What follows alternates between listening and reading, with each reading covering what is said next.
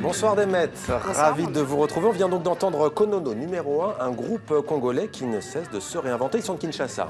Exactement, Konono numéro 1 est un ensemble très connu en République démocratique du Congo, fondé dans les années 60. Ils ont une esthétique musicale très particulière qu'ils ont adoptée de manière totalement fortuite. Le groupe débarque à Kinshasa et pour se faire entendre dans tout ce vacarme urbain, eh bien, ils sont obligés de trafiquer leurs instruments de fortune qu'on voit ici et de les électrifier. Cela donne donc ce son électro qui est né donc de cette distorsion due au système d'amplification et c'est cette particularité qui va faire leur succès. La nouveauté, c'est qu'ils sortent un nouvel album avec un artiste angolais, Batita. Donc là, c'est la fusion des genres, des langues, des musiques et c'est toujours sous la houlette de leur producteur belge, Vincent Kénis, pour le label Kram. Et la sortie est prévue pour le 1er avril, c'est dans 3 jours. Voilà qui est dit, Demet, et la musique, c'est aussi ce concert pour la paix qui s'est tenu hier soir à Paris. Oui, une cinquantaine d'artistes africains étaient réunis sur la scène du Zénith et c'est une jeune chanteuse belgo-congolaise qui a ouvert le bal. Elle s'appelle Cheryl Isako. Elle est haute comme 3 pommes, mais elle a fait le show comme ses aînés DJ Arafat ou Loko Akanza. La nouvelle scène africaine unie contre la violence et contre le terrorisme partout où ils se manifestent.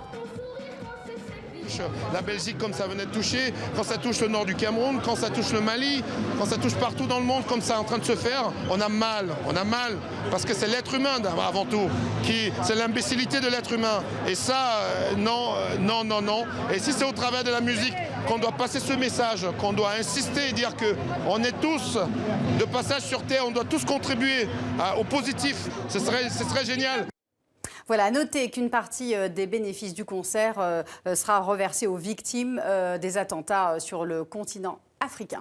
Au programme également Demet ce soir, le chorégraphe français Mourad Merzouki qui continue d'enchanter son public avec son spectacle qui s'appelle Pixel. Oui, Pixel, c'est le monde onirique de Mourad Merzouki où le hip-hop flirte littéralement avec le numérique. On ne sait jamais très bien où est la frontière entre le réel et le virtuel. Et c'est donc toute la magie de ce spectacle. Pour l'occasion, le chorégraphe s'est entouré d'un duo d'artistes ingénieurs que sont Adrien Mondo et Claire Barden. On regarde.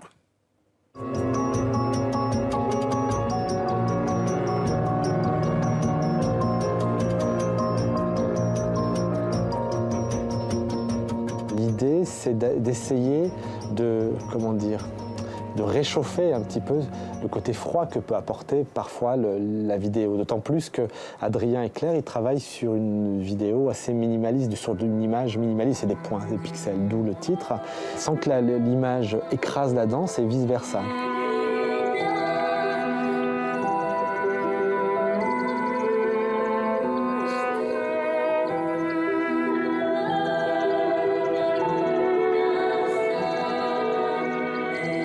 C'est un projet qu'on porte tous ensemble. On va essayer d'amener au public une succession d'images qui sont des images parfois poétiques, parfois en trompe-l'œil, parfois avec plein de surprises où on ne sait plus qu'est-ce qui est vrai, ce qui est faux. Leur rapport à l'image et à la vidéo, il n'est pas simplement technique ou décoratif. Au contraire, il y a une vraie question de fond sur la place de l'image, de la vidéo sur scène, en rapport avec le mouvement. Donc forcément, ça m'a interpellé. Et donc, à partir de là, j'ai eu envie, effectivement, aussi d'aller un petit peu plus loin et de voir comment le corps, la danse, allait trouver sa place dans son univers, dans leur univers, qui est assez impressionnant.